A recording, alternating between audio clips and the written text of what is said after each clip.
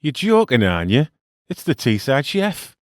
5 minute, 24-hour ciabatta. It's a little bit confusing when I put it like that, I know, but there are many intellectual heavyweights that would support my definition of this particular recipe.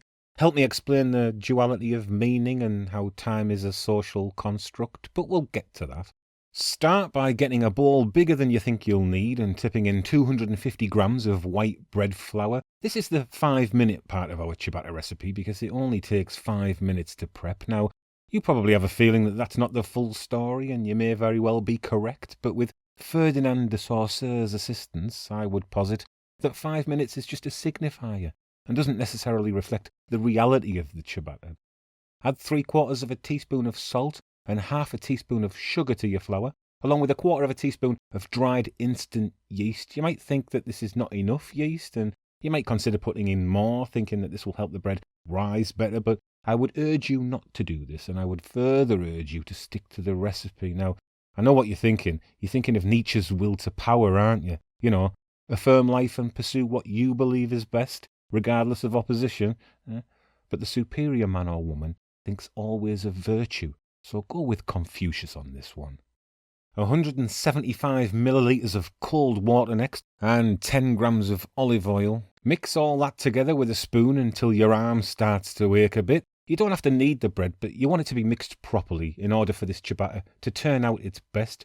Do your duty and leave the rest to the gods. And by gods, I think Epictetus meant rely on the laws of physics and chemistry, because we're going to cover this well-mixed dough now and leave it overnight for at least 12 hours. 18 is better to allow those ingredients to develop. And I'm reading Nigel Slater's Real Fast Food to My Dough as a bedtime story, described on the cover by Nigella Lawson here. Makes your stomach rumble.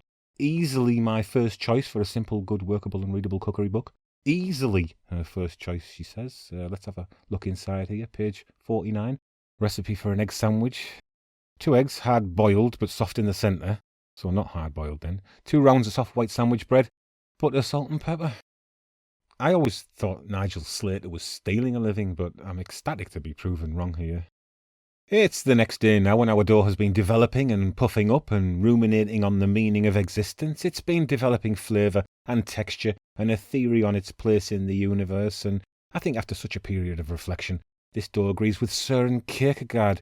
Bread can only be understood backwards, but it must be baked forwards, and to that end I will press on by tipping the dough onto the work surface. I'm using a large chopping board just to afford me the convenience of being able to move everything around for the benefits of this shoot, but I guess you don't need to do that if you're not making a YouTube video.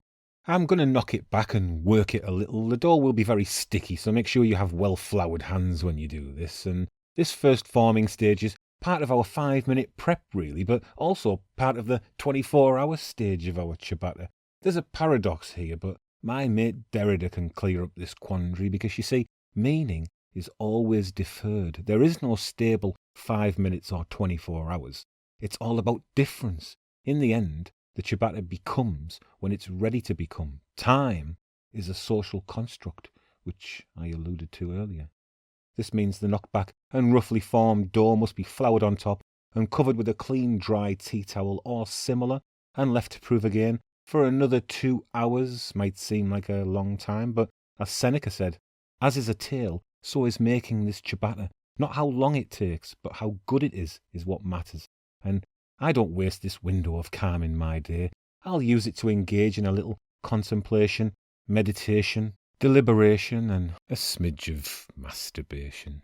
And to make this bread as good as humanly possible, we must uncover and brush off the excess flour on top, and you'll notice that the dough's flattened and spread out a little while I was otherwise disposed. So with floury hands and a dough scraper if you have one, let's lift one side and fold it over the top of the other side. We're going to need to then kind of tidy the dough a little, and this should help us stretch it out a little until it's about a foot long, elongating the bubbles already inside the dough so they run through the finished loaf, hopefully giving us the airy interior that is typical of ciabatta. You will, however, have to wait until the bread is baked, cooled and cut before viewing that airy interior.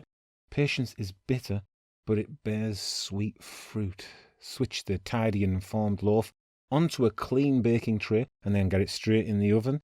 And that oven should have been really well preheating by now, with the fan setting on to 220 degrees Celsius, that's 430 Fahrenheit, where it must be baked for 25 to 30 minutes, after which, amazingly, you now have a rustic, artisanal, perfectly baked ciabatta bread that kind of proves Leonardo da Vinci correct when he said, "Simplicity is the ultimate sophistication." But on cutting and viewing the inside of this ciabatta loaf, I would lean more into the words and philosophy of Chris Kamara. Unbelievable, Jeff. I'll see yous next time, eh? Ta